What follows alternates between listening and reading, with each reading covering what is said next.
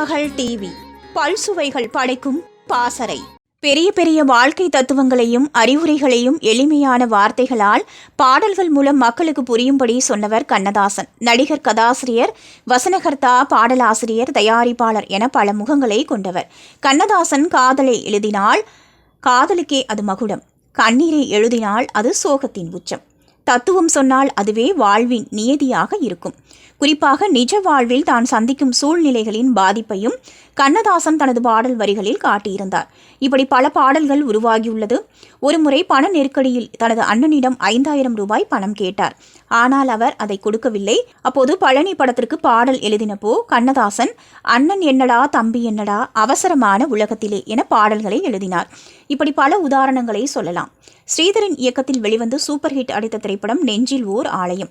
இந்த படத்தில் நோய்வாய்ப்பட்டு இறக்கப் போகும் கணவர் தனது மனைவியிடம், என் மரணத்திற்கு பிறகு நீ இன்னொரு திருமணம் செய்து கொள்ள வேண்டும் என்று கூறுகிறார். இதை கேட்டு அதிர்ச்சியில் அவரின் மனைவி பாடும்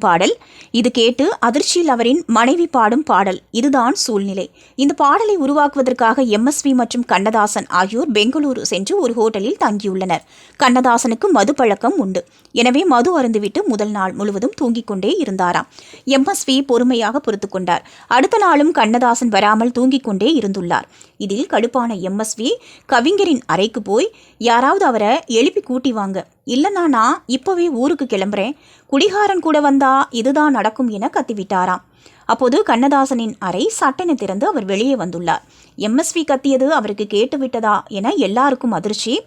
சொன்னது நீதானா விசு என கண்ணதாசன் கேட்க, விசுவோ அது நான் இல்லை, அது என இழுக்க, சொன்னது நீதானா, சொல் சொல் என் உயிரே, இதுதான் பல்லவி, இதற்கு போய் மெட்டு போடு, வந்து விடுகிறேன் என சொல்லிவிட்டு சிறிது நேரத்தில் வந்தமர்ந்த கண்ணதாசன் முழு பாடலையும் எழுதி கொடுத்தாராம். திருமகள் டிவியை லைக் செய்து உங்கள் நண்பர்களுக்கும் ஷேர் செய்வதுடன் சப்ஸ்கிரைப் செய்து ஆதரவு தாருங்கள்.